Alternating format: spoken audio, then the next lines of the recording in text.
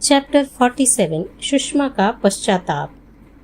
5 दिनों तक अविरल प्रवास कर प्रियवर्मा अपने साथियों के साथ हिरण्यग्राम में देवी सुषमा के निवास स्थान पर आ पहुंचा।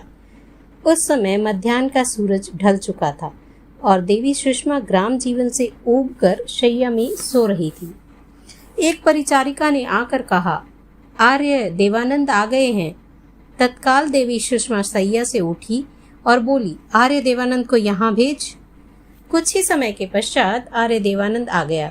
सुषमा ने पूछा, मंडली के नायक के रूप में कौन आया है? आर्य प्रियवर्मा, कहकर देवानंद ने शुरू से अंत तक सारी कहानी सुनाई। सारी बात सुनकर सुषमा बोली, आर्य प्रियवर्मा स्वभाव से कैसे हैं?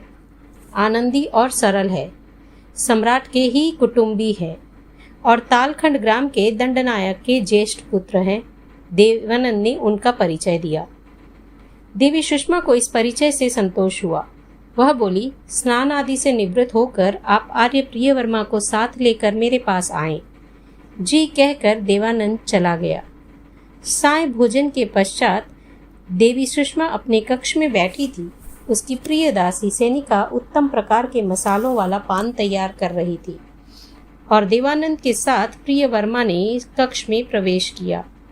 प्रियवर्मा ने नमस्कार किया। सुषमा प्रियवर्मा की ओर देखती रही।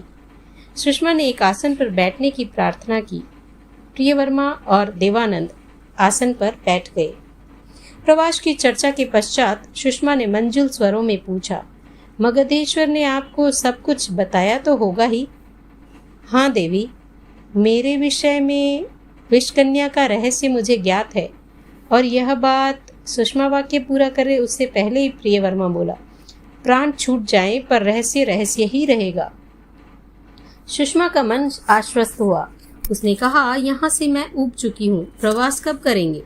आपकी जब इच्छा हो तब। तो कल ही? अच्छा, मैं प्रवास की तैयारी करता हूँ, प्रियवर्मा ने कहा।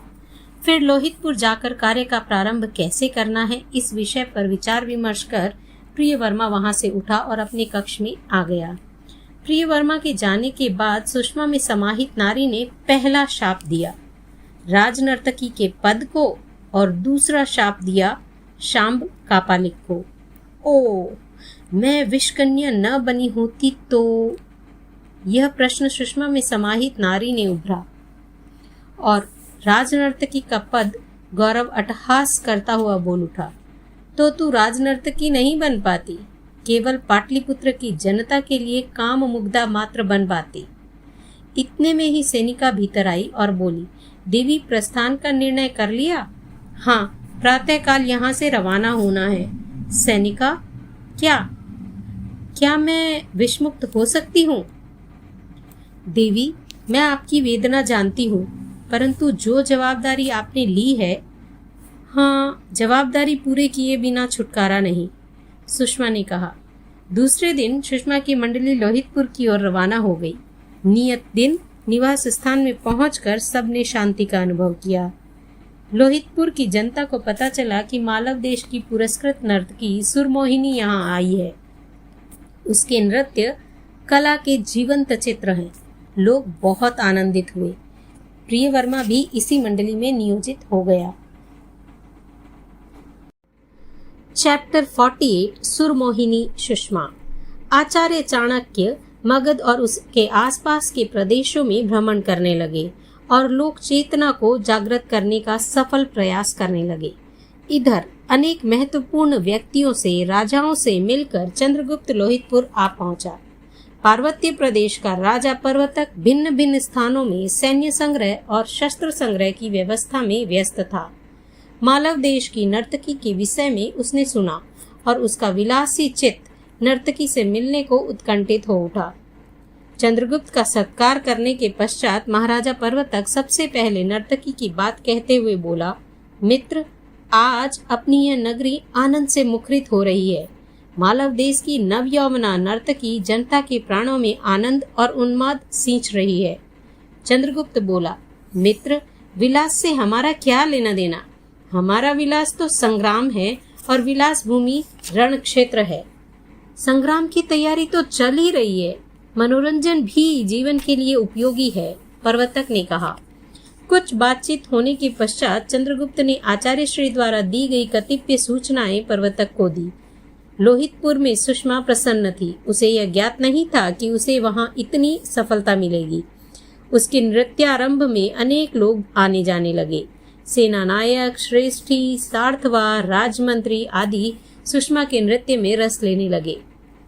प्रियवर्मा सोच रहा था, यदि प्रवर्तक और चंद्रगुप्त नृत्य देखने आए तो हम जो चाहते हैं वह हो सकता है। दूसरी ओर प्रियवर्मा चंद्रगुप्त की सामरिक यानी युद्ध से संबंधित तैयारियों के विषय में भी जानकारी एकत्रित करने का प्रयत्न कर रहा था। मगध से आए हुए चार पुरुष यत्र तत्र घूमकर जानकारी हासिल करते और प्रियवर्मा को बता देते। आज साय सुषमा ने कलह प्रिया नृत्य का आयोजन किया था। रात्रि के प्रथम पहर में के बाद नृत्य आरंभ हुआ। दर्शक वृंद की भीड़ थी और लोगों के बीच पार्वत्य प्रदेश का राजा प्रवर्तक अपने मित्र चंद्रगुप्त के साथ गुप्त वेश में बैठा था। दोनों ने सार्थवा का वेश धारण कर रखा था। उसके आसपास विश्वस्त अंगरक्षक बैठे थे। प्रवर्तक इस प्रकार गुप्त वेश में जाना नहीं चाहता था। उसने विरोध भी किया, परंतु अपने मित्र चंद्रगुप्त के संतोष के लिए उसे ऐसा करना पड़ा। प्रियवर्मा भी दर्शक के पास साथ बैठा था।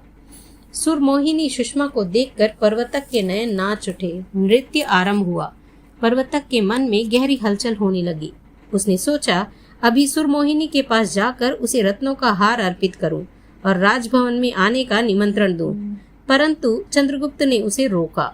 चंद्रगुप्त जानता था कि सुषमा विषाक्त है और यदि प्रवर्तक कला प्रिया नृत्य अपनी पराकाष्ठा पर पहुंचा। प्रेक्षक स्तब्ध रह गए। उन्होंने जय जयकार से नृत्य भूमि को गुंजा दिया। प्रवर्तक और चंद्रगुप्त भी अपने स्थान की ओर लौट आए। चैप्टर 49 मंडली छिटक गई। प्रियवर्मा गहरी चिंता में बैठा था। इतने में ही सुषमा ने खंड में प्रवेश किया। सुषमा को देखकर प्रियवर्मा खड़ा होकर बोला, आप यहाँ आई, मुझे ही अपने खंड में बुला लेती। सुषमा ने खड़े खड़े ही कहा, मैं एक प्रश्न लेकर आई हूँ। क्या? यहाँ आए बहुत समय बीत चुका है, परंतु अभी तक। बीच में ही प्रियवर्मा बोल उठा, अपना शिकार हाथ में नहीं आया, यही ना? हाँ, मुझे भी यही चिंता सता रही है। यहाँ युद्ध की तैयारी जोर शोर से चल रही है। अपने दूत लौट कर नहीं आए। अब क्या किया जाए? मैं सोचती हूँ कि देवानंद को पाटलिपुत्र भेजा जाए। देवानंद के बदले मैं ही जाकर आ जाऊं तो? फिर यहाँ कोई प्रश्न उपस्थित होता तो? इसलिए देवानंद ही उपयुक्त है। सुषमा विचार करती हुई खड़ी रही। इतने में ही एक दासी खंड में आकर बोली, महाराजा का दूत आपसे मिलना चाहता है। महाराजा का दूत?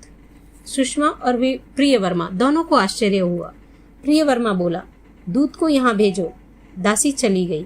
सुषमा बोली, संभव है महाराजा यहाँ आने वाले हों?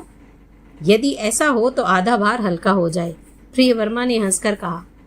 महाराजा प्रवर्तक का दूत खंड में प्रविष्ट हुआ। उसने नमस्कार कर कहा, देवी की जय हो। पार्वत्य प्रदेश के परम कृपालु महाराजा ने नृत्य के लिए आपको निमंत्रण भेजा है। आपकी जो मर्जी हो वह मुझे बताएं। नृत्य की व्यवस्था क्या राजभवन में ही होगी? सुषमा ने पूछा। हाँ देवी। आश्चर्य। प्रियवर्मा की ओर देखकर सुषमा बोली, क्यों कविराज? महाराजा ने एक बार भी आपका नृत्य नहीं देखा और निमंत्रण दे दिया। यह आश्चर्य पैदा करता है। दूत कुछ कहे उससे पूर्व ही सुषमा बोली, मेरे नृत्य की प्रशंसा तो महाराजा ने सुनी ही होगी। हंसते हुए दूत ने कहा, कविराज, महाराजा देवी का नृत्य देख गए हैं। कब? सुषमा के आश्चर्य का पार नहीं रहा। लगभग एक आध सप्ताह पूर्व, दूत ने कहा। परंतु प्रियवर्मा ने वाक्य पूरा नहीं किया। वह दूत की ओर देखता रहा। दूत बोला, महाराजा यहाँ गुप्त वेश में आए थे। गुप्त वेश में? हाँ कविराज, उनके मित्र चंद्रगुप्त ने खुले रूप में यहाँ आने का विरोध किया था। ओ, तब तो यह आर्य चंद्रगुप्त भी साथ में ही आए होंगे। सुषमा ने कहा। हाँ देवी, प्रवर्तक के दूत ने कहा। कविराज, महाराजा के समक्ष मैं अपना मुंह कैसे दिखा पाऊंगी? क्यों? वे यहाँ आए और मैं उनका उचित स्वागत भी नहीं कर सकी। सुषमा ने कहा, महाराजा आपका स्वागत कर आपका दुख दूर करेंगे। दूत ने कहा, महाराजा का निमंत्रण मैं स्वीकार करती हूँ, किंतु नृत्य भूमि की रचना के लिए आप जैसा चाहेंगी वैसा ही होगा। मस्तक नमाकर दूत चला गया। दूत के जाने के पश्चात प्रिय वर्मा ने कहा, देवी, आपके सौंदर्य को देखकर दूत वास्तव में मूड हो गया। कैसे जाना? न कहने की बात उसके मुंह से निकल गई। महाराज और चंद्रगुप्त दोनों यहाँ गुप्त वेश में आए, यह विचार करने योग्य पहलू है। आप कल राजसभा में नृत्य भूमि की व्यवस्था करने के लिए वहां जाएं और मुझे विश्वास है कि आपको वहां कुछ ज्ञात होगा ही। यह मैं प्रयत्न करूंगा ही। आप वहां जाने की तैयारी रखना। आज मैं आंतरिक खोज के लिए अपने चरों को भेज रहा हूँ, प्रिय वर्मा ने कहा। रात्रि का नृत्य संपन्न हुआ। कुछ समय पश्चात प्रिय वर्मा ने सुषमा के सुंदर शयन कक्ष में प्रवेश किया। देवी, अति महत्व के समाचार मुझे प्राप्त हुए हैं। सुषमा ने प्रिय वर्मा की ओर प्रश्न भरी दृष्टि से देखा। प्रिय वर्मा ने खंड के चारों ओर देखा और जब तसल्ली हो गई कि खंड में 2 के अतिरिक्त अन्य कोई नहीं है, तब प्रिय वर्मा ने कहा, देवी, हमारा षड्यंत्र किसी भी उपाय से चंद्रगुप्त को ज्ञात हो गया है। यदि हम सतर्क नहीं रहेंगे तो संभव है हमें भारी विपत्ति का सामना करना पड़े। कैसे? सुषमा ने विस्फारित नेत्रों से पूछा। महाराजा पर्वतक के एक अंगरक्षक ने मुझे बताया कि महाराजा तो आपसे मिलने के लिए बहुत आतुर थे, किंतु चंद्रगुप्त उनको रोकता था। अभी 4-5 दिन पूर्व चंद्रगुप्त सैन्य शिविर के निरीक्षण के लिए चला गया, इसलिए पर्वतक ने यह निमंत्रण भेजा है। परंतु इससे तो यह प्रतीत नहीं होता कि उन्होंने अपना षड्यंत्र जान लिया है। आप अधीर न बने, मेरी बात शांति से सुने, कहकर प्रिय वर्मा ने धीमे स्वरों में कहा, पर्वतक ने आपको निमंत्रण भेजा है। यह जानकर चंद्रगुप्त का दूत यह समाचार देने के लिए तत्काल चंद्रगुप्त के पास चला गया और इसी का यह परिणाम है कि मध्याह्न में ही, बीच में ही चंद्रगुप्त यहाँ लौट आया। पर्वतक को आश्चर्य हुआ। दोनों एकांत में बैठे कुछ बातचीत की और यह निर्णय किया गया कि एक व्यक्ति महाराजा पर्वतक की पोशाक पहनकर देवी सुषमा को बाहुपाश में जकड़कर उसका चुंबन ले। ओह! यह आज्ञा पर्वतक ने अपने महाप्रतिहार को दी है और जिसने मुझे यह बात कही है उसने अपने कानों से यह सुना है। अब 2 रास्ते हैं, या तो आप आज रात को यहाँ से चुपचाप पलायन कर जाना, अथवा आज नृत्य में आप किसी को भी चुंबन दान न दें। सुषमा विचार मग्न हो गई। प्रिय वर्मा बोला, इसके अतिरिक्त यह भी ज्ञात हुआ है कि चंद्रगुप्त के सैनिकों ने मेरे दोनों दूतों को पकड़ लिया है और निकट भविष्य में ही पर्वतक रणभेरी बजा देगा। आप ही कोई निर्भय मार्ग तय करें। सुषमा ने कहा, देवी, निर्भय मार्ग एक ही है। प्रातःकाल होने से पूर्व ही हम यहाँ से छिटक जाना है, दूसरा कोई मार्ग नहीं है। क्या ऐसा होना संभव है? हाँ, यह दायित्व मेरा है। आप सब तैयारी करें, प्रिय वर्मा ने कहा और तत्काल खंड से बाहर निकल गया। सूर्योदय हुआ तब प्रिय वर्मा सुषमा की मंडली को साथ ले लोहितपुर से लगभग 2 कोस दूर निकल गया। उनकी मंडली में केवल देवानंद शेष रहा था। प्रिय वर्मा के आदेश से प्रवास तीव्र गति से हो रहा था। नृत्य पूरा होते ही रात को देवानंद चंद्रगुप्त से मिलने चला गया था। चंद्रगुप्त सैनिक शिविर में गए हुए थे। देवानंद वहीं अपने एक मित्र के यहाँ सो गया। प्रातः चंद्रगुप्त के आने पर वह उनसे मिला। चंद्रगुप्त ने कहा, सुषमा की पूरी मंडली को गिरफ्तार करने की योजना तैयार की जा चुकी है। यह योजना सुनकर देवानंद को प्रसन्नता हुई। वह जब चंद्रगुप्त से विदा होकर अपने निवास स्थान पर आया तब उसने देखा कि सारा स्थान खाली पड़ा है। न वहाँ कोई सामान है, न कोई आदमी। वह दौड़ा दौड़ा चंद्रगुप्त के पास गया और बोला, सुषमा की मंडली यहाँ से पलायन कर गई है। यह सुनकर चंद्रगुप्त को बहुत आश्चर्य हुआ। तत्काल उसने अपने आदमियों की खोज करने के लिए भेजा। देवानंद भी गया साथ में। खोज करने पर यह ज्ञात हुआ कि आज प्रातः एक मंडली लोहितपुर के दक्षिण की ओर गई है। चंद्रगुप्त ने चारों दिशाओं में सैनिक टुकड़ियां भेजी, कहीं कोई अता पता नहीं चला। अविरल मतलब बिना रुके प्रवास चालू रखकर सुषमा की पूरी मंडली संध्या के पश्चात निरापद स्थान पर, सेफ स्थान पर पहुंच गई थी।